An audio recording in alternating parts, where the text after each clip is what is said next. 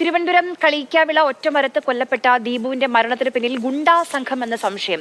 കുറച്ചു നാളുകൾക്ക് മുൻപ് 50 ലക്ഷം രൂപ ആവശ്യപ്പെട്ട് ഗുണ്ടാ സംഘം ദീപുവിനെ വിളിച്ചിരുന്നുവെന്ന് ഭാര്യയും മകനും വെളിപ്പെടുത്തി.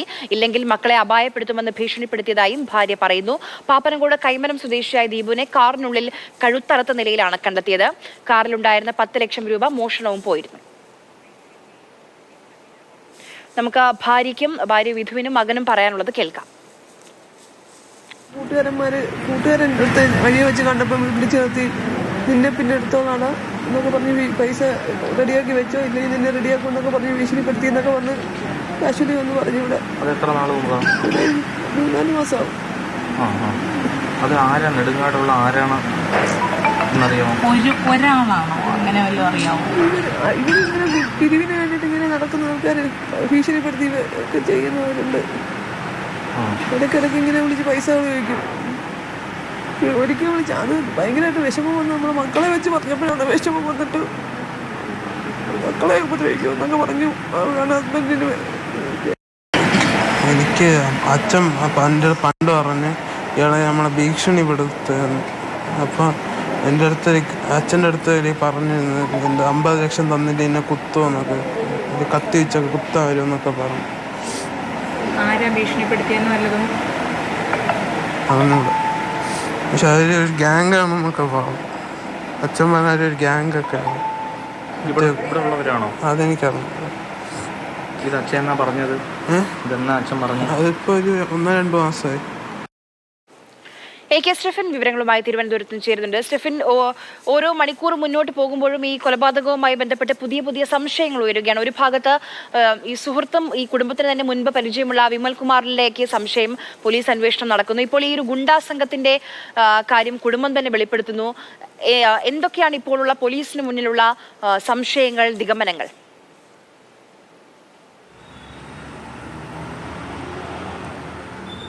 ഏതായാലും ഈ കേസുമായി ബന്ധപ്പെട്ട് ചിലർ പോലീസിൻ്റെ കസ്റ്റഡിയിലുണ്ട് എന്നുള്ളതാണ് നമുക്ക് അനൗദ്യോഗികമായി ലഭിക്കുന്ന വിവരം. ഏതായാലും ഈ CCTV ദൃശ്യങ്ങളടക്കം കേന്ദ്രീകരിച്ചുകൊണ്ടൊരു അന്വേഷണത്തിലേക്കാണ് പോലീസ് നടന്നിരിക്കുന്നത്. പ്രത്യേകിച്ചും ഈ സമീപകാലത്തൊന്നും തന്നെ കേട്ടുകേൾവിയില്ലാത്ത തരത്തിലൊരു ക്രൂരമായ കൊലപാതകമാണ് ഇന്നുണ്ടായതെന്നതിൽ സംശയമില്ല. കാരണം ഒരാൾ ഒരു ബിസിനസ്സിൻ്റെ ആവശ്യവുമായി പോകുന്നു, കയ്യിൽ 10 ലക്ഷം രൂപയുണ്ടായിരുന്നു. ആ 10 ലക്ഷം രൂപ അപഹരിച്ച ശേഷം അദ്ദേഹത്തെ സ്വന്തം കാറിൽ കഴുത്തറുത്ത് കൊല്ലപ്പെട്ട നിലയിൽ കണ്ടെത്തുന്നുവെന്ന് പറയുന്നത് നമ്മൾക്ക് ചിന്തിക്കുന്നതിനുമൊക്കെ തന്നെ അപ്പുറത്തേക്കാണ്. ഒരു സുരക്ഷയൊക്കെ തന്നെ വെല്ലുവിളിക്കുന്നതാണ്. അതുകൊണ്ട് തന്നെ ഒരു അതിഗൗരവമായി തന്നെയാണ് പോലീസ് ഈ കേസിനെ കാണുന്നത്.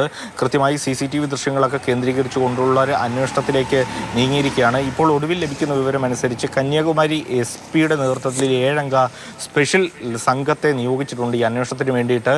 ഈ കേസിൽ പ്രതിയെന്ന് സംശയിക്കുന്ന ഒരു യുവാവിനെ കേന്ദ്രീകരിച്ചുകൊണ്ടൊരു അന്വേഷണമാണ് ഇപ്പോൾ നടക്കുന്നത്. ഏതായാലും അത് ഒരു വഴിക്ക് നടക്കുന്നു. അതോടൊപ്പം തന്നെ കുടുംബത്തിൻ്റെ ഭാഗത്തു നിന്നും പല ആരോപണങ്ങൾ ഈ കേസുമായി ബന്ധപ്പെട്ട് ഉയരുന്നുണ്ട്. പ്രത്യേകിച്ചും ഇദ്ദേഹം ഒരു ക്രഷറിൻ്റെ ഉടമയാണ്. പലപ്പോഴും പലരും ഈ പിരിവിന് വേണ്ടി ഇദ്ദേഹത്തെ സമീപിക്കാറുണ്ടായിരുന്നു. അങ്ങനെ കുറച്ച് നാൾ മുമ്പും 50 ലക്ഷം രൂപ ആവശ്യപ്പെട്ടുകൊണ്ട് ഇദ്ദേഹത്തെ ഇവിടെ ഈ കേരളത്തിൽ തന്നെയുള്ള ഈ തിരുവനന്തപുരത്ത് തന്നെയുള്ള ഏതോ ഒരു ഗുണ്ടാ സംഘം സമീപിച്ചു. പണം ആവശ്യപ്പെട്ടു. 50 ലക്ഷം രൂപയാണ് ആവശ്യപ്പെട്ടത്. അതിനുശേഷം അത് നൽകാൻ കഴിയില്ല എന്നറിയിച്ചു. പിന്നീടും അവരുടെ ഭാഗത്തുനിന്ന് ഒരു ഭീഷണി ഉണ്ടായി. പണം നൽകിയില്ലെങ്കിൽ മക്കളെ അടക്കം അപായപ്പെടുത്തും എന്നൊരു ഭീഷണി ദീപു നേരിട്ട് എന്നുള്ള കാര്യം മകൻ പറയുന്നുണ്ട്. ഈ കുറച്ച് നാൾ മുമ്പും ഏതാണ്ട് 1-2 മാസം മുമ്പും ഇത് ദീപു അറിയിച്ചിട്ടുണ്ട് എന്നുള്ളതാണ് ഈ കുടുംബാംഗങ്ങൾ പറയുന്നത്. എന്നിരുന്നാലും ഈ ആരോപണങ്ങൾ കേന്ദ്രീകരിച്ചുകൊണ്ടൊരു അന്വേഷണം സമാനമായി നടക്കുന്നുണ്ട്. ഏതായാലും ഈ കേസുമായി ബന്ധപ്പെട്ട് പ്രാഥമികമായി പോലീസിന് മനസ്സിലാക്കാൻ കഴിയുന്നത് ഇദ്ദേഹത്തിൻ്റെ പക്കൽ പണമുണ്ട് എന്നറിയാവുന്ന ഒരാൾ തന്നെയാണ് ഇത്തരത്തിൽ ഈ കൊലപാതകം നടത്തിയത് എന്ന് തന്നെയാണ് പോലീസിൻ്റെ ഒരു നിഗമനം. അത് കേന്ദ്രീകരിച്ച് ഇദ്ദേഹത്തിൻ്റെ സുഹൃത്തുക്കളെയൊക്കെ കേന്ദ്രീകരിച്ചുകൊണ്ടൊരു അന്വേഷണം ഇപ്പോൾ പുരോഗമിച്ച് വരികയാണ്. ഈ കുടുംബത്തിന് അധികം കാര്യങ്ങളൊന്നും തന്നെ ഇദ്ദേഹം ഇവിടുന്ന് യാത്ര തിരിച്ചതിന് ശേഷമുള്ള കാര്യങ്ങളൊന്നും തന്നെ ഇദ്ദേഹത്തിന് കുടുംബാംഗങ്ങൾക്ക് അറിയില്ല. ഇദ്ദേഹം ഇന്നലെ 7:45 കൂടിയാണ് ദീപു സോമൻ ഈ കാണുന്ന വീട്ടിൽ നിന്നും യാത്ര തിരിച്ചത്.